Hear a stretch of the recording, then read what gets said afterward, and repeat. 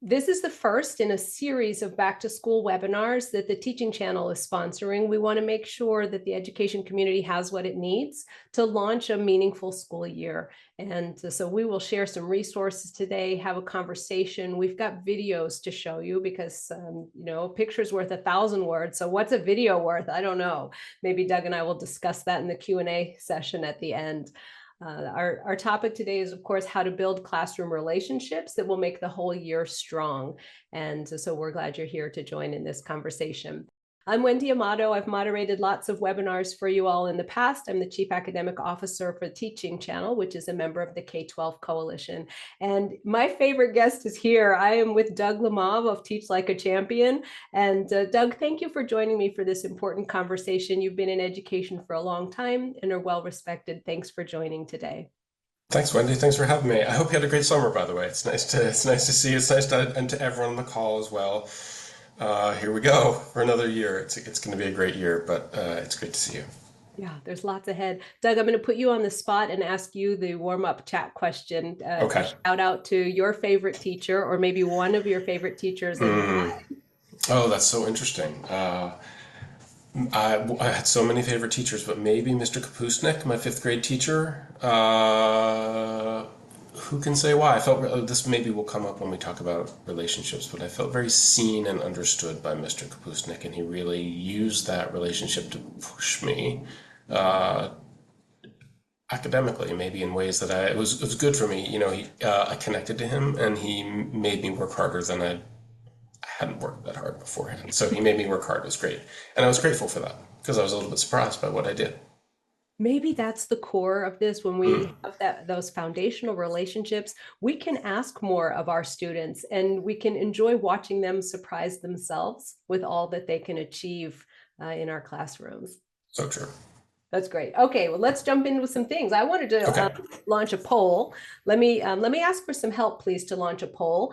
I would love to know what you all, as webinar attendees, I would love to know what you all have experienced. What's been the greatest impact from the positive student connections that you've had in your classrooms? And I proposed a few things on the list. Choose the one that you feel has benefited most from taking the time to create and establish and nurture those student relationships. We've got some live polling coming in. This is great. Hundreds of responses coming. And Doug, are you seeing the responses? Yeah, I am. I actually love them. Any surprises? Is this what you would have expected? Well, I don't know. In some ways, yes. I mean, I hope to convince people that one and three are connected, that norms and routines are a big part of classroom management. But I think classroom management kind of gets a bad name that when kids know what to expect in the classroom and it's orderly and productive, and kids know that we're going to honor their time and they know that they will be safe. And I mean safe broadly there, which is they'll be safe to take risks and no one's going to laugh at them or tease them. Then the classroom becomes a intentionally constructed community that both optimizes achievement and a sense of belonging. So I do think it starts with classroom management, and I'm not surprised with a room full of teachers that's where they started. I mean, it's all of these things. So all answers are legitimate, and all answers are part of it. But I think it's important to be aware of the importance of just building a warm, productive, orderly place. I'm happy to see that there's a distribution because like you, I feel like there's some connection between these responses, but I'm happy to note that educators are recognizing the incredible range of impact Mm. that relationships can have, positive student connections.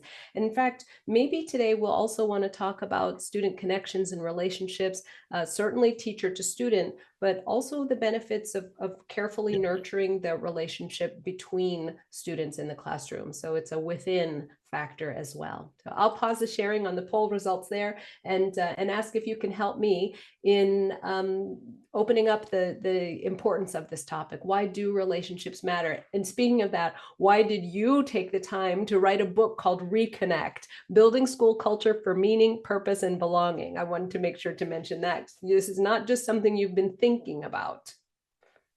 Yeah, for sure. So I think that, relationships are one of the tools that we can use to help students feel connected to the endeavor of school and schooling.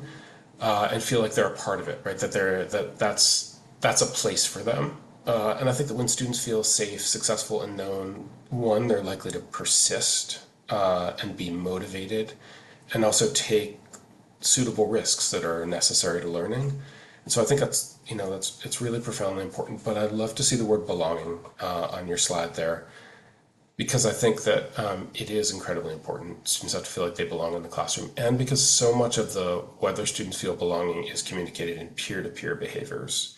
And I think that maybe that's one of the least well, and often a sometimes overlooked aspect of relationships, which is I think that it's easy to substitute a subtly different proxy for what we're trying to do in the classroom.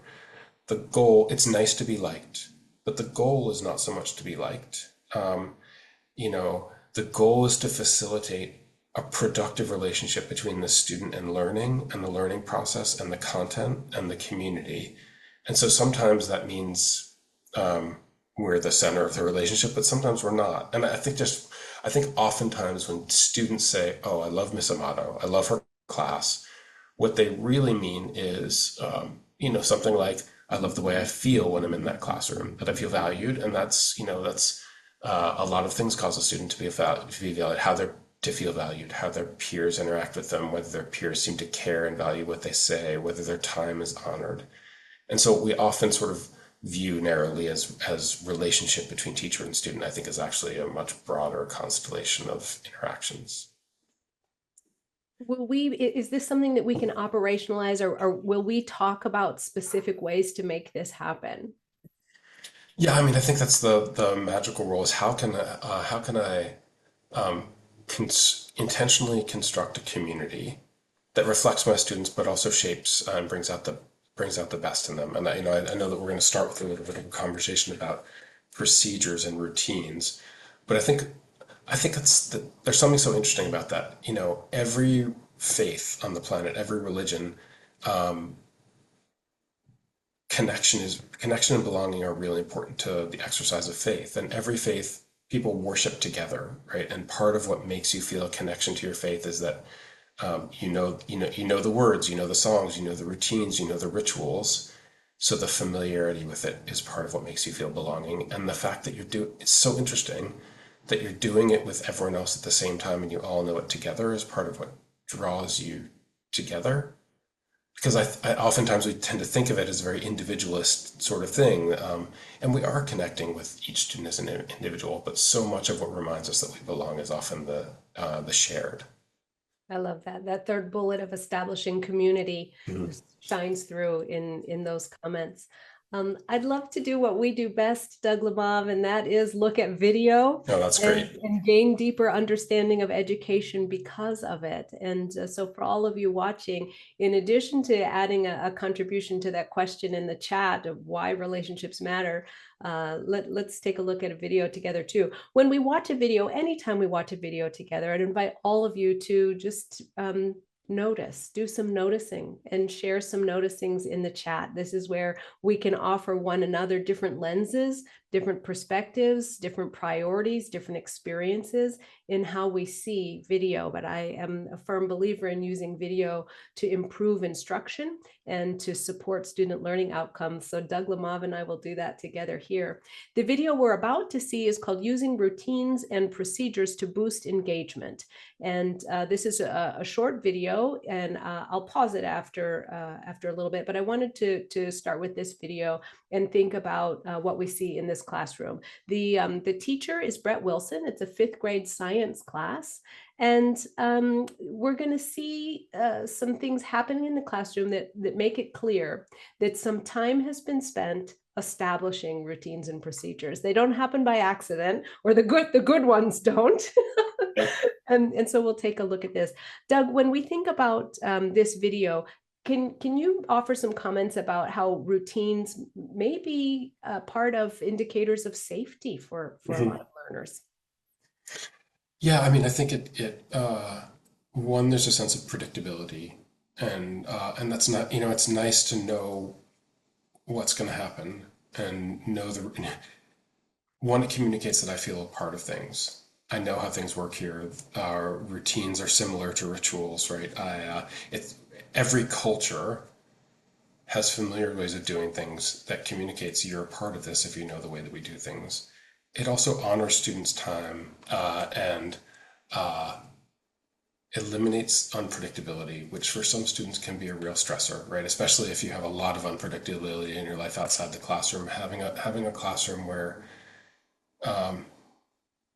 things happen in a reliable way. If nothing else, it lets me unplug from emotional stresses and focus my working memory on learning needs and not, will I be safe, or what will happen to me here is something unexpected about to happen. And so there's a really nice reminder in every routine of predictability. All right, let's take a look then. An invitation to everyone to share what you notice. If we're talking about primary consumers, what do they eat? If it's the first thing that eats something in our food chain, what do they eat, Amelia? They eat plants, right? So we're talking about things that eat producers. So we're talking about cows, we're talking about goats, we're talking about sheep, right? You might not find those things in the desert, but you might find something like a camel. I'm really so all about procedures and routines at the beginning of the year. It's a little bit like boot camp at the beginning of the year, because there's going to be a lot of time that they have freedom to, like today, for example, they're exploring on their own. Obviously I'm like checking in with them from time to time, but just really hammering in like what those procedures look like. So in a second, I'm going to have you open up your computers and you're going to get started. But remember, we talked about this yesterday. When you hear me say check, check, I need to ask you something. I need to clear up something with you. I need to make sure that we're all on the right track. Any questions before we get started? Let's get it. Go. Oh, y'all, check. Check. How am I going to tell you to get started and not even tell you one of the most important parts? When I called out check in the room, my expectation is that every scholar every time repeats the word and then finds me in the room. You're checking for me in the room. And you should be deciding what biome you're going to study. Try to get that biome picked in the next 3 minutes so that way you're giving yourself the most time to study that biome, okay? 3 minutes, go ahead. I'll let you know when the time is up. That's a good idea. That's a good idea. Check. Check. Check. Check. Sorry to interrupt you again real quick, but I just wanted to shout out Braylon and Kathleen. They had a great idea. So Kathleen has her computer pulled up to the research right here, and Braylon has his computer pulled up to the document. So that way, as they find things, Braylon can type them down while Kathleen is doing the research. And then after they're done, then Kathleen can then go back and copy down the stuff from Braylon's paper since they did that work together, okay? Doug, I want to pause there and just halfway through this clip to ask some of the things that you have already noticed. Yeah, I got a long list already. This is shot in Ohio, you said? Yes. Yeah, it's really nice. The first thing I noticed is right at the beginning, right? He calls on the student and she's got her hand raised, and you see him right after when he's doing the voiceover, you can see him reminding students just with this gesture of like, this is the expectation. Don't forget to raise your hand. Right? I think like we often overlook that as a very simple, familiar procedure in the classroom that becomes routine, and it's simple, but it's powerful. It's easy to overlook. If I don't install that routine, then kids want to please me by showing their enthusiasm by shouting out answers, and then I can't use wait time, and I can't direct a question to a student who I want to hear from, and I start to get frustrated because they're calling out answers, and that's not what I want, and then maybe like my frustration starts to show. And so I think he even talks about this, which is, he says, he calls it boot camp. Might not be the word I choose for it, but the idea that like I'm going to install these routines at the beginning of the year intentionally, and you can actually hear him do that. He tells the kids why. He says, when I say check, I need you to look up here because there's something important that I need to tell you, right? So now they understand the why, and then they practice it right away. And so now he can give them more freedom when he knows that he can bring them back, right? I think about this all the time. My kids are grown up now, but when they were little, if I know that you're riding your tricycle down the street, your bicycle down the street, and I can say, check or stop there, then I can really let you ride your bike because I know if someone's backing out of their driveway, we have that covered. And if I don't, and I don't know that I can get you back from an activity, if I send you out to working groups and I'm not really reliable that I can pause you in 2 seconds and say, hey, we're not quite doing this right, or I want to add something, and I'm going to be much more reluctant to give the kids the freedom that they deserve in the classroom. So if I can release with confidence, if I know that I can bring kids back, I can release with confidence, and that actually allows me to strategically give them more autonomy. And I think you can really feel that in the classroom. So I see clear routines installed intentionally at the beginning of the year with a why behind them. And then because there's a right way to do things, he doesn't have to say, guys, we need to make sure we're raising our hands. He can just make this gesture to remind them because they know what the expectation is already. And so it makes the reminders a lot more pleasant for the students and for the teacher. I also appreciated that when he said check, he was pausing them to share something great that the students were doing. And I made a note about that. Kathleen's computer is on the research and Braylon has a working document pulled up.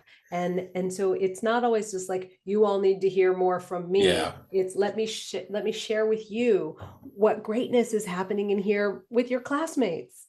Yeah, it's so great with any system if it's also a tool for positives. Check. Guys, I want to tell you something great that's happening in the room, then I just think it's more likely to build buy-in, and also, it helps me to highlight things that I want other students to replicate. That's a great observation. Let's watch the last 90 seconds of this clip. Okay. And see what other examples of norms, routines, and procedures we can offer. Let me make sure I'm set here. Great. So that way it's easier. You can keep working. 3 more minutes. Go ahead. Show me slanting 10, 9, 8, 7. Make sure you're tracking in 6, 5, 4. Waiting on 3 scholars, 2, 1, and 0. At this point, raise your hand if you have not yet chosen your biome. And then another thing that I'll do is I'll count down, and they already know. When I get to 0, you need to be in slant, meaning I need more of your attention at that time. In a second, I'm going to release you, right? This is your opportunity. Be that environmental scientist. Be an ecologist. Let me hear you say it. I am an environmental scientist. I am an environmental scientist. Let me hear you say, I am an ecologist. Guys, I know. You don't have to yell at me, okay? I know. The biggest one that I have during class time is I just try to bring a lot of energy. I try to really engage with them, move around, get them to move around, get them to look in different parts of the room instead of just standing in one spot and kind of lecturing, trying to meet, they're 10, they need to move. I need to move and I'm not even close to 10, so it's just trying to engage them in a way that I would want to be engaged. Zebras, rabbits. Ooh, let's take a look at this one. Remember, what does a primary consumer eat?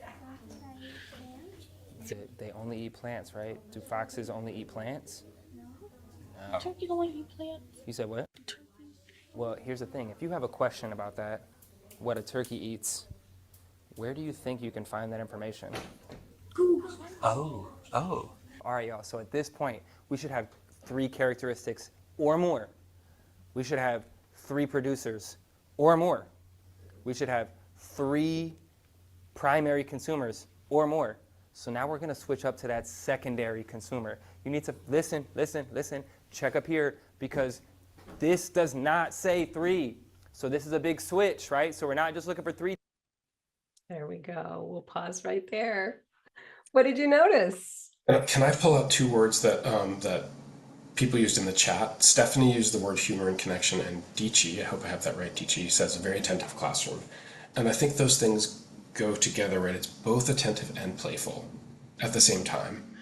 And I think those are both connected to the procedures and routines here, which is, I think, a cognitive scientist says about routines, familiar ways of doing things, that they hack working memory for students, which is, if I'm doing something very familiar in a familiar way, we do turn and talks, I explain how they happen, we've done them 36 times, you say, what's the best solution to the problem, turn and talk to your partner, go. Once it's a routine, my mind is not on, wait, who's my partner? Are they actually going to talk to me? How long will we talk for? What will happen after? My mind is on the math, right? And so it hacks working memory. But I think the interesting thing is that they're not just routines for kids. They're routines for the teacher too. And so he knows that if things get a little rocky and he forgets one of the things he wanted to tell them when they're doing their work, he can just say, check, come back. And that if he wants to remind them to raise their hands, he can do that. And that when he talks, he has a tool to remind them to pay attention to him, tracking me up here.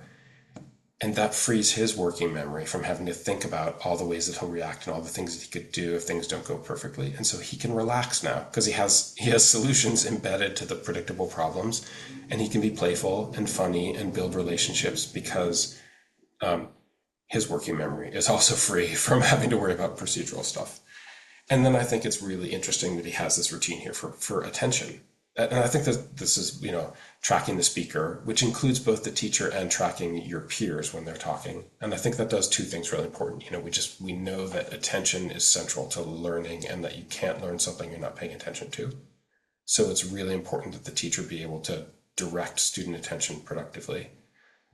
But attention from your peers is also a really profound belonging tool. You think about how many kids in classrooms, someone asks them,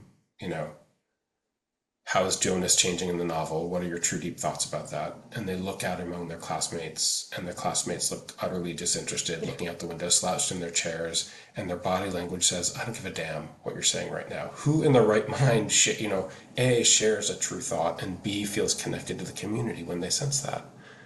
But if you can socialize them, I think Brett does a lovely job here. If you can say, track Amari, tell us about the biome that you chose and why it's important, and everyone's looking at Amari, suddenly she feels like, okay, this is like my peers value what I'm doing and what I'm talking about when I'm talking about academic things, and that causes them to feel belonging and feel relationships in the classroom. Doug, I heard Mr. Wilson say slant, and that is one of the strategies that you offer in Teach Like a Champion. And I thought maybe we could explain what it is. Sure. And talk about it and talk about its intent. Yeah. Well, I call it habits of attention because I renamed it because I wanted people to understand the purpose behind it. And the purpose is shaping attention. So when you direct students tracking Wendy, tracking me right now, I'm doing two things. I'm asking students to direct their eyes to the person who's talking because you're more likely to learn from and listen better to the person who's talking. And sometimes the people who are talking around you have very important things to say in a classroom. And that's an act of self-regulation and self-discipline. That's a gift to kids, to explain that to them, to help them practice it. And then second of all, I think that it has this social element of when I socialize students to look at each other when they're talking and even maybe look interested and show them that they manage their body language to show that they look interested when their peers are talking. We get this magical benefit that accrues to all of us, which is we all make a small effort to show our interest to one another, and we build this environment where I'm safe and encouraged by my peers to do academic work.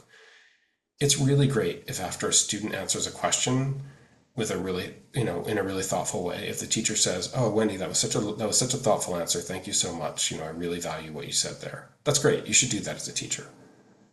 But it's never going to be more important than what the student feels his or her peers feel about that answer. And if her peers are nodding and looking along, and and even as a teacher, if I say, "Oh, I see lots of people nodding. Oh, I see lots of people writing that down," to magnify the peer-to-peer signal, then I help you to recognize that your peers respect you and appreciate you. And one of the things we know about human beings is we're profoundly social.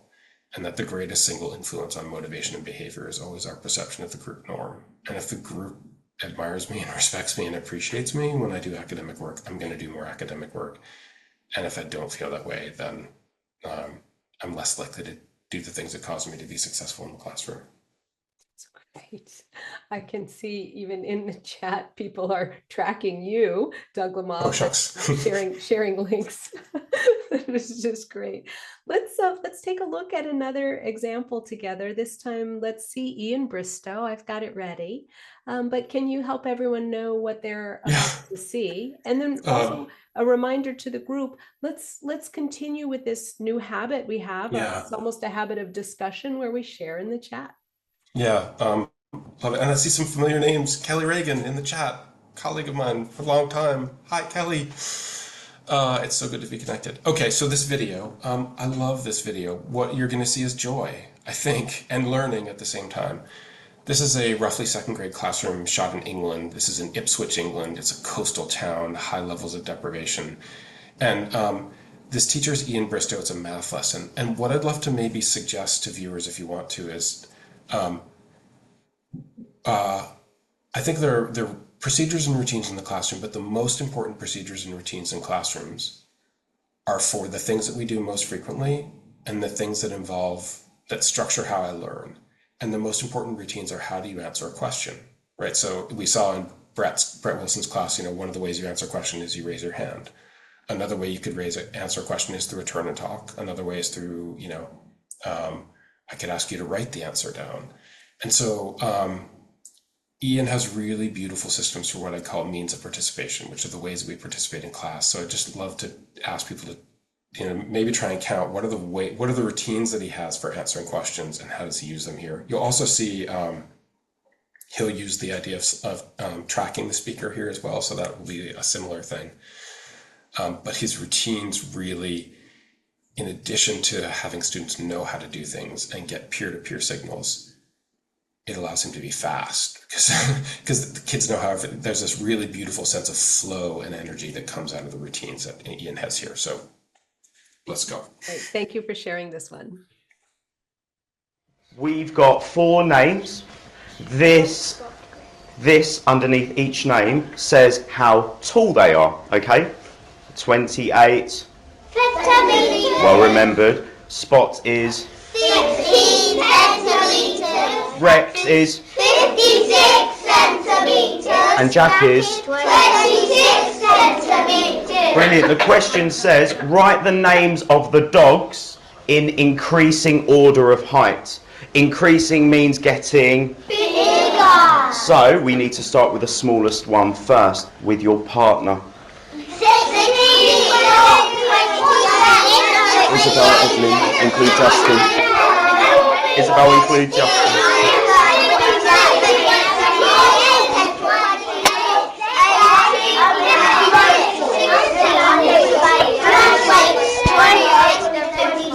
Checking in on 1, 3, 2, 1. Karem, help me. So if we're getting bigger, we need to start with the Smallest. good boy, and the smallest is 16. 16 centimeters. So write the name of the dog with the smallest height. Which one is it to begin with? Good boy. Spot. To help me, I can cross that off now. I've done that one. Next one, tracking. Isabel, help. Jack. Jack with 26. 26 what? Good girl. Remember, we always use our units. Let's go. Tia. So the name is? Good girl. Spot. Which leaves who last? With how high and how tall is he? 56 centimeters. Wonderful work, boys and girls.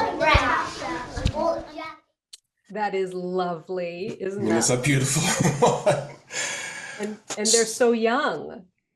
Yeah, and they're so so the first means of participation there is call and response, right? 26 centimeters, and in addition to just the utter delightfulness of small children with British accents, they're so unself-conscious in their participation, right? They shout out the answer knowing that everyone else is going to shout out the answer with enthusiasm, like what a peer-to-peer signal of like, we're all in for this class. But they do that because the routine is so familiar, they have no doubt that everyone is going to participate. And then he sends them out to routine, second means of participation, turn and talk. He just makes this gesture, again, because it's so familiar to them, and the room just like crackles to life with this joyful, energetic, positive sound, during which every student is answering the question. And then I was sort of observing how like these are routines for Ian too. He knows that when he says tracking Ian in 3, 2, 1, they're all going to come back. And so he's actually able to watch and see that, oh, Isabel hasn't included Justin. So like, because it's a routine for him, his working memory is free to manage the student experience in the classroom. Then he comes back from the turn and talk, and we have a third means of participation. He says, Karim, help me. So that's a cold call, right? But that student is prepared because he's turned and talked, he's not done the answer already. And you can see this, students looking interestedly at him as he answers. And then later he takes a hand from an enthusiastic student. So there are actually 4 core routines there for how we answer questions in class. And I just think like those routines, when I signal transparently and clearly to students how to answer a question, and the ways that we do it are so familiar that we can do them quickly like this. It's joyful, it's energetic. I'm getting this sort of peer-to-peer signal, and you have this sense of flow and energy that the kids could not be having a much better time. Yeah. And you described them participating enthusiastically. They weren't yelling though. They were Yes. loud and enthusiastic, but it wasn't screaming. There was Yeah. just passion coming out. Well, and I think that that's part of the routine, right? I think when Ian installed this, he said, I love to hear your enthusiasm. So tell me, but maybe then one time a couple kids maybe shouted. He's like, that's a little louder than we shout. Here's how, let's practice that. We have, these are our call and response voices. It should sound a little bit like this. So that's also part of the routine, that they know not just what to do, but the right way to do it. And they practice it. And then, they may not even think that they want routines and would enjoy procedures. And if you tell kids we're going to do it the same way every day, right? They might think like, oh, no fun. But actually, they love, I'm sure it would surprise, especially with older kids, it would surprise them how much they enjoy the familiarity and the predictability of the interaction between teacher and student and student and student. I agree that this is a value that transcends grade bands. And in fact, I had pulled a few things.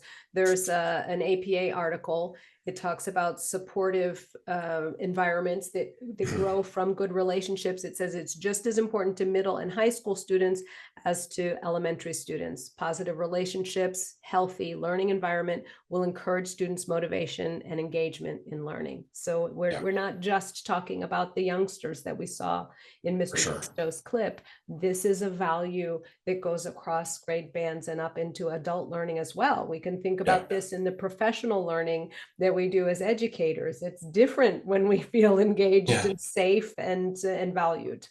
Yeah, and the one caveat I would say, I think it's almost more important for older students. I think the only thing I might really think about intentionally if I'm trying to build systems like turn and talk and cold call with older students is I think they really need to understand the why.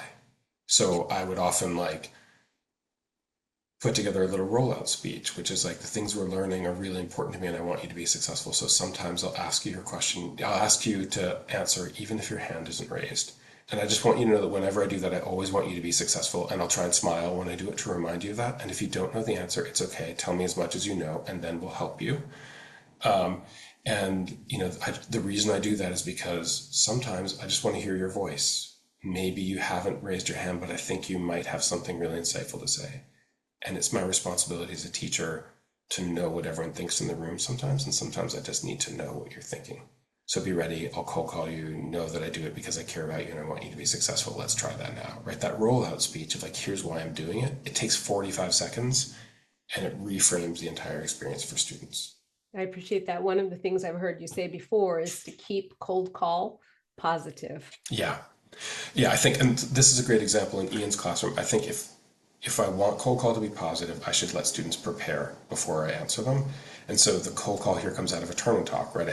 He's actually stacking those routines. So turn and talk, everyone's had a time to answer the question, rehearse it with a peer. If they really have nothing to say, they've at least heard what their peer has to say. So they're much more likely to be successful. And then my cold call, his cold call there is, Kareem, help me. What did you think? Right. And so if I start with formative language, what did you talk about? Can you get it? My favorite cold call phrase is, can you get us started talking about X? I think it's beautiful cold call language because it suggests to the student that they don't have to be perfect. You don't have to have the whole answer. You just have to get us started. And it cues the rest of the students in the classroom that and guess who's going to finish, right? You should be ready to build off of it. So all the more reason to track the speaker, because I might ask you to develop their idea. And by the way, when students talk about each other's ideas, I agree with what Kareem said, and I think I can add to that by my reference to Kareem there makes Kareem feel important. Like people heard what he said, the most disconnected thing you can have happen to you in a room full of people is you say something aloud and everyone then ignores you. And you're like, did anyone hear what I said? Did it matter to anyone at all? So we may even, hopefully we'll come to this as another routine. I call it habits of discussion in Teach Like a Champion, but the idea of socializing students to talk to each other. Even if I said, let's say you made a point in class and I said, it's interesting. I disagreed with Wendy and I saw it slightly differently. That actually validates you more, my using your name and summarizing what you said. That validates you more than if you made a point and then I just ignored you and said the same thing, where I'm actually agreeing with you, but it's almost like you didn't even speak. That's far less of a belonging signal than I acknowledge you and respect your idea and then disagree with it. So you've got a great slide for this. No, so Thank you. one step ahead of me. You shared this previously, and I think it's Yeah. an important resource for people to have when we talk about habits of discussion. This is a place where you and I can offer people some very concrete and specific tools. Yeah. And here we've got the 3 steps. Can you talk us through? Yeah, sure. So I want to socialize students to build habits of talking to each other and not past each other. And the first, I just want to lay it out for them explicitly. Here's how it works. There's no room full of people, including adults, who will naturally do the optimal belonging building behaviors in a room. So first, I want to just encourage them to refer to one another. Engage the person whose idea you're discussing. I'm thinking about what Carly said. I agree with what Carly said. I want to build off of what Carly said. And you can see that on the right-hand side, there are a bunch of sentence starters that I put on the wall maybe to remind students of them.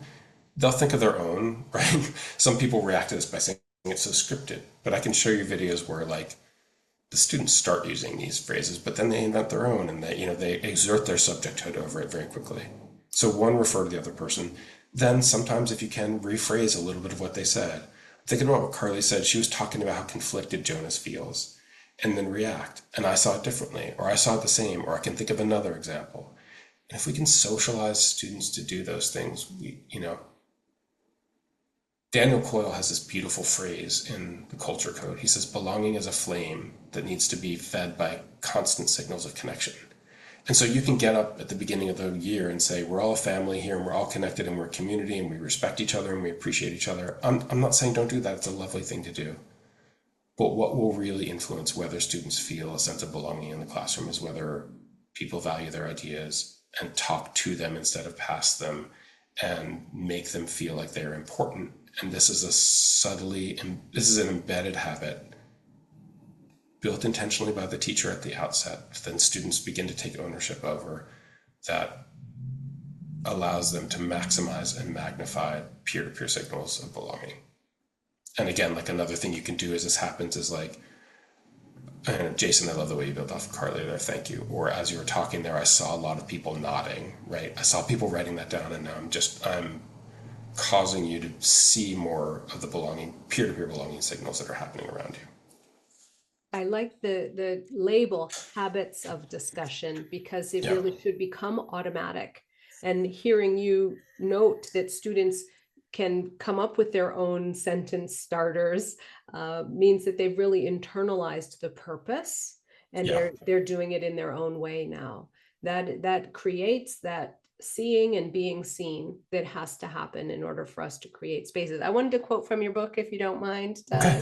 Thanks. And this is about focusing and acknowledging what's happening between students in the space, and it's the ability to sustain focus and concentration is the unacknowledged source of many students' success, and the inability to attend is the undoing of others. And so this can be a real deal maker or deal breaker for students.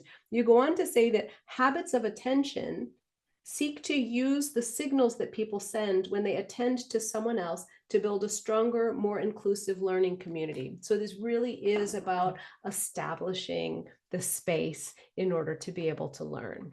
Yeah, and there's like an alchemy to it. If I can get my students to do this, the benefit of everyone of being in a place where their learning opportunities are multiplied. It's and I might even talk to students about that, especially older students, right? I'm going to ask you to track each other and to show interest in one another when we're talking. There'll be some day when you're tired and you don't feel like it. I'm gonna ask you to try to do your best anyway, because we will all gain so much. And then I want to have them have a discussion where they will feel the difference, like this one. And then I think that, oftentimes when I present to groups of adults about habits of discussion, and I show them videos of kids saying, I want to build off of what Wendy said. And sometimes they even do things like they will like snap to show their support for someone when they like the adults in the room unbidden will start doing it because it feels good to tell someone that you're with them, right?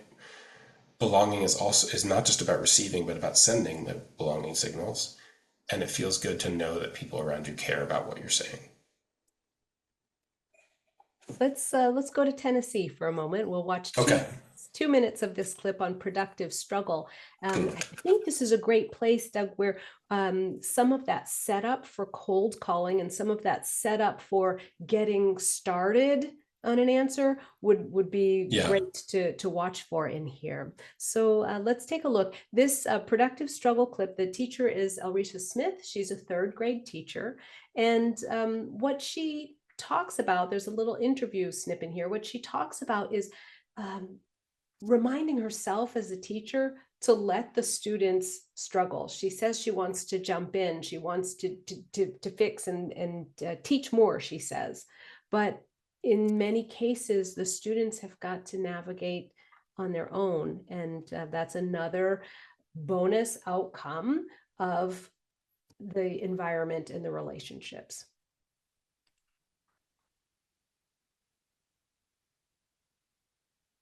So we know that Sarah misses her old home, but how did Maggie change the mood of the story? Because remember, Sarah was feeling real down. Who can tell me, how did Maggie change the mood of the story? Tatiana? She helped her calm down and think and tell her that the places here are kind of better. Okay, so she did help her to calm down. So let's think about her actions. What did Maggie do? She was being helpful. She was being helpful. Who can help Tatiana figure out what did Maggie do? Maggie did something with her body. What did she do? I feel like this year the biggest lesson that I've learned that's new to me is you have to let them struggle productively. She told her she had a gift for her. She did tell her she had a gift for her, but before that, I'm really looking for the character's actions. What'd she do? She asked if she was lonely. She asked if she was lonely. Anything else? Harmony, I'm coming to you. She took Sarah's hand. She did. Remember, she reached and she touched her. And we learned that, that kind of made us think, okay, well, maybe Maggie's concerned, right? Maybe she's worried about her. And it has been very hard for me because even for me, the type of teacher I am, if I see even a confused face, a frown or anything, it's like I want to teach more and I want to rephrase it or give more so that they can understand. Were you the announcer? Yes. All right, what'd you guys talk about? It said Maggie gave Sarah flowers for her garden. Okay, and so how did that change the story? It made her happy. Who's her? Sarah. It made Sarah happy. Okay, so you would say that Maggie is Helpful. caring. Okay. I'm going to pause there so we can talk about what we saw. What did you notice, Doug Lemov? Well, first of all, I noticed that beautiful phrase. It was a beautiful description there of like, it's a helping profession. So of course we want to help as much as we can, but sometimes we have to let students struggle a little bit. I was thinking about just a couple of practical tools that can help us let productive struggle happen in the classroom. And I think you connected this beforehand to the idea that it's really important to signal to students that my expectation is not that the first answer will always be perfect, or that first answers are likely to be complete, right? If I'm asking a hard question like how is Jonas changing in the novel, like it would be strange if one student answered the question and said everything was relevant to that question, right? So the norm should be the expectation that like we are unlikely to get a thorough and complete answer to this question in one answer. So if that's predictable and I know that's going to happen, right, I can even change my language. That's why I think like, can someone get us started thinking about some of the ways or one of the ways what Jonas might be changing? And then I could think about if I'm using habits. So like I would call that a formative prompt. Just my language suggests that from the beginning, I anticipated that Tatiana's answer, that whoever went first, it would not be perfect. And then if I say, who can add to what Tatiana said? To Tatiana, like, it doesn't feel like a judgment. If I say, Tatiana, how's Jonas changing? And Tatiana says something smart but incomplete. And then I say, can anyone add to that? It almost sounds to Tatiana like I did something wrong, like I failed. But if I say, Tatiana, can you get us started? Then I can say, great start, Tatiana. Who can add to that, right? And now, because I've anticipated it, she feels like she she's done her job. She's done well, even though it's been incomplete. And I think that that's just a natural condition of being a student. If I'm using habits of discussion, I think the most common habits of discussion I hear, like a student will participate and the teacher will prompt the next student, reminding them to use habits of discussion. They'll often say, agree or disagree. I don't have a problem with agreeing or disagreeing, but I think that kind of narrows the ways that you can participate into two very small buckets, and maybe like socializes social media type, like weigh in on one side or the other. So I think like Regression to the mean. yeah, like who can build, who can develop that, who can expand on that. I think I like that prompt better personally. And then one other thing I was thinking about, this is actually really lovely. Like the kids are really expanding and developing their thinking. But I would want to make it clearer to them how much they learned and grown as a group by sharing. And so I might do, one of my favorite things to do is first, before I have them discuss, I might say, take 30 seconds to jot down your thoughts. I don't remember what the question is here, so I'll just make up my own. How is Jonas changing in the novel? Take 30 seconds to jot down your thoughts and then we'll discuss. So then like everyone writes down some initial thoughts. Well, one of the good things that's happening there is like everyone is answering the question, everyone is prepared. Then when I call on kids, they'll have potentially better, version 2.0 of their thinking. And then I can say, oh, what a great start by Tatiana. Let's develop that because that's good and there's even more to it. And then maybe like 3 or 4 kids weigh in and they make observations. How does that end?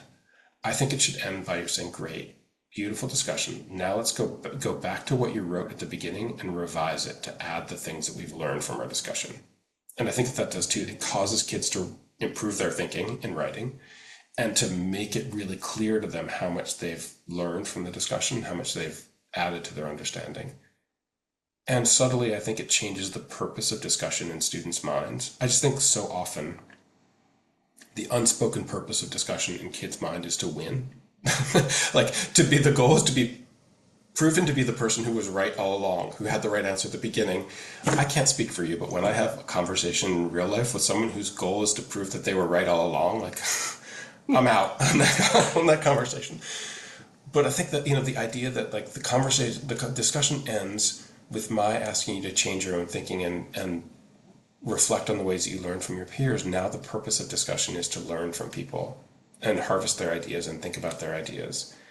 And I think that's really good for students. And it gets this idea of I'm going to cause you to be attentive to the productive struggle and how much you get out of it when we are working together towards a shared goal. And I just look at the broader landscape of political discourse in this country, and I think we need a lot more time spent working on working together to achieve shared goals. Yeah, it's not about winning. You mentioned writing, and I think you and I both have a firm belief in the formative nature of writing. Mm-hmm. Not only is it an opportunity for a student to get their thought down before it may get influenced by the thoughts of others, but in writing, they're also able to develop that thought and see it and grow it just in that process of writing. So the think, pair, share is great. A quick moment to jot things down. Those make all the difference in developing thinking, and that's what education is about. My favorite word to put into a writing prompt is might. Because I think, well, first of all, I think that most of the writing that students do in classrooms is what I would describe as summative, which is its purpose is for a student to explain a belief or an idea that they have arrived at and justify it with evidence or examples. And I think that that's great, and students should do that. That's part of the real world. But also, writing can also be a tool for you to discover what you think and develop what you think and not know what you think at the beginning of the prompt. And that's what I would say is formative writing, the difference between summative writing and formative writing. And so if I'm going to end the class with a summative prompt where I describe how is Jonas changing the novel, I want to ask a series of very short 30-second prompts in the middle of the action while, in the midst of reading, say, let's pause there. What might be influencing, what might Jonas be noticing here that he finds strange? And the word might there suggests that you don't have to know for sure before you start writing. Because a lot of kids, when you ask them to start writing, a lot of kids won't write because they'll say, I don't know what to write. right? Because their assumption is it has to be perfect before I start writing. But if the prompt is, and the habit I'm building is, of course you don't know. Just start, like, what's one possible reason? Why might it be? Now I've kind of lowered the stakes to writing, and I can let students use that tool to discover what they think. And again, like, I think even like really short 20-second prompts before a discussion, before the next activity. I really, really believe in writing in like short, often formative intervals like that. Let's, I just put up a QR code for a relationship builder checklist. I'll pull that back up in a moment, but I don't want to miss out on sharing one of, I think this is one of our favorite instructors, it's Denarius Frazier, and you've also co-written with him, I believe. So this is really a great opportunity for us to see into his classroom. We'll watch a quick clip here, and then I have some additional resources I want to make sure people are aware of. So maybe we'll watch about. So we're about 85% of the way there for problem number 1 in the you do too. I'm coming around to check the quotient. Can I just set the stage a little bit here? Please. Great. So 11th grade math class, good to see some older students. They're dividing polynomials. And so he's got 30 students solving, their due now is 2 problems with 4 steps each, right? It's really challenging. We started off talking about relationships and how relationships start with students feeling safe, successful, and known. And so as they're working these problems, he's going to circulate, and his goal is to help them feel successful, right? That they can solve these problems, and he has the capacity to help them solve these problems, and known that he sees each of them as an individual.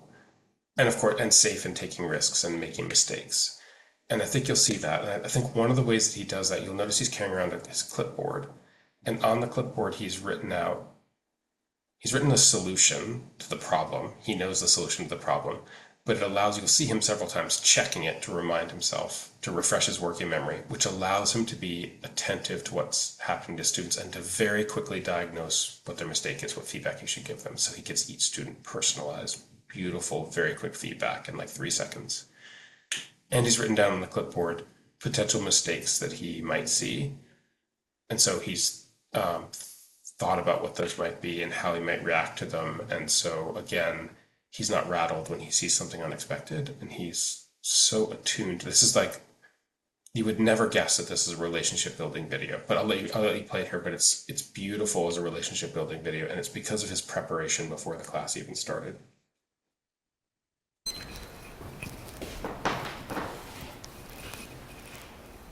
Killing it.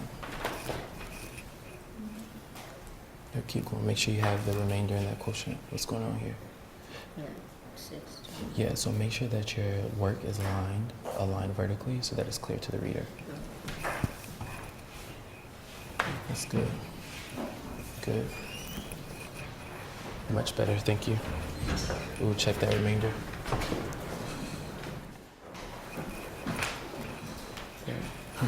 Check that remainder based on this number here, right? You added a placeholder for something that wasn't there. This is another And one other tiny thing real quickly here. He's not distracted by, folks on the call started by saying classroom management is central to building relationships.